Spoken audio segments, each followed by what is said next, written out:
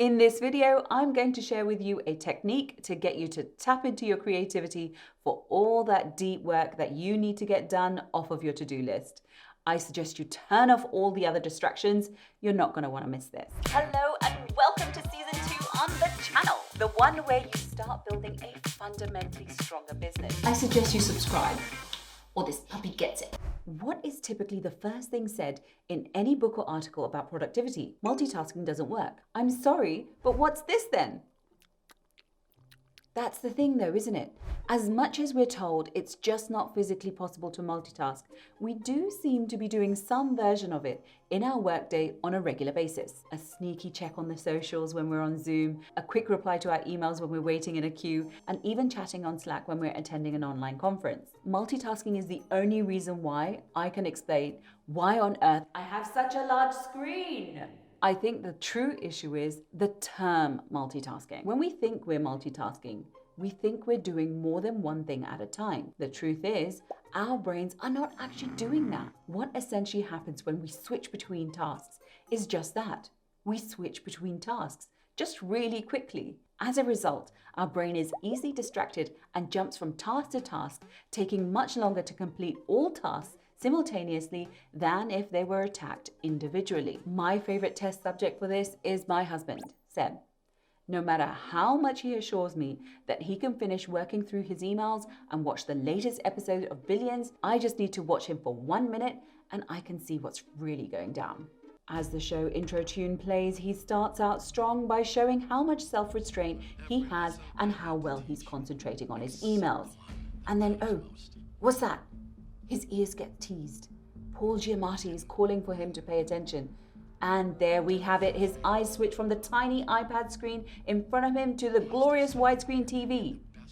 As the show goes on, we have the token movement of the iPad on the coffee table and quick eye flicks to look back down to the emails languishing on his iPad screen. But they just can't keep him focused for that much longer when the backing score music is tempting him back. Oh wait, what's that? The commercial break. We can afford to tune that out for a bit and get back to those emails in beast mode. Until the show restarts, that is. What are you doing? Emails? Did you see how in that very scientifically conducted experiment that your main senses could only take in information one at a time, whether it was the eyes or the ears? And if you think about it, even the brain can only process and make sense of one thing at a time. Either it was focusing on what was happening on Billions, or it was thinking about what to type on the email. So even though Seb assured me that he was in fact Superman and he could do both, the reality was he was just switching between the tasks really fast. Emails, Billions, emails, Billions again. And so it goes on, leaving him with an okay viewing experience of something that deserved his full attention, and those bloody emails are still not done. Now here comes the twist in the tale. These ladies, Shimmel and Chitali. Now both Shimmel and Chitali are fully aware of the reduced quality of output when we multitask, but they were intrigued whether there was an overlooked upside that the professionals were just not seeing yet. Now, since Shimmel is an organizational behavior professor at UNC Keenan-Flagler Business School in North Carolina, and Chitali is an assistant professor in the Global Leadership and Management Department at Florida International University, they did what any normal person in their position would do. They did a study and recently published this research paper. What were their findings, I hear you ask? Well, how about we just ask Chitali? So the research concluded basically that multitasking can help you be more creative on subsequent tasks that you do. So what this means is that you multitask perhaps for, some period of time, and then the next thing that you do, you're actually going to find that you're more creative. And the reason that this happens is because multitasking really activates your mind. And that extra energy that's created in activating your mind becomes resources that allow your brain to sort of make connections that are more unusual in interesting combinations. And those interesting combinations ultimately lead you to be more creative. Wow, fascinating. Thank you, Chitali. So clever. Essentially, they found that when someone went through a concentrated burst of task switching, or multitasking as we know it, there was a greater demand from our brain for cognitive resources, such as attention and working memory. Now, to meet this demand, our brain activates more resources to meet those increased demands.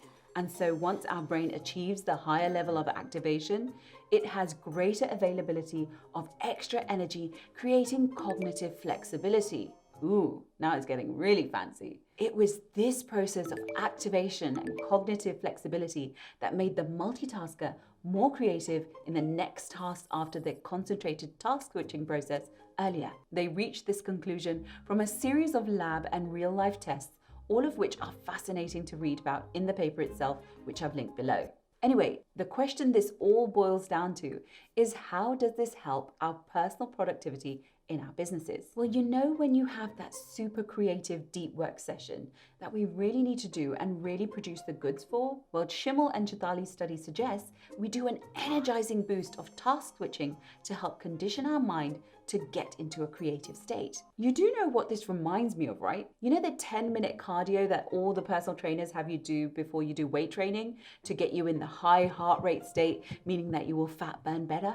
Well, task switching, or multitasking as we know it, is therefore not the villain in your productivity story. Employed correctly, it can actually be something that saves the day. Based on what I've learned from Schimmel and Chitali's work, I will be adjusting my workday like this. I'll be starting my office workday with a healthy dose of task switching conditioning, where I'm going to unapologetically jump from Slack channel to Zoom check-ins to email replies and report monitoring. This is going to be the time I do all my catch-all tasks. And once this time block is done, I'm turning off all distractions, notifications, pings and dings, and starting my creative business building deep work sessions. Yeah, that's where it's at. Oh, and just in case you were wondering what the first time block is, the one called My One Big Thing for the Day, I suggest you watch this video right here to understand. Until the next one, you've got this.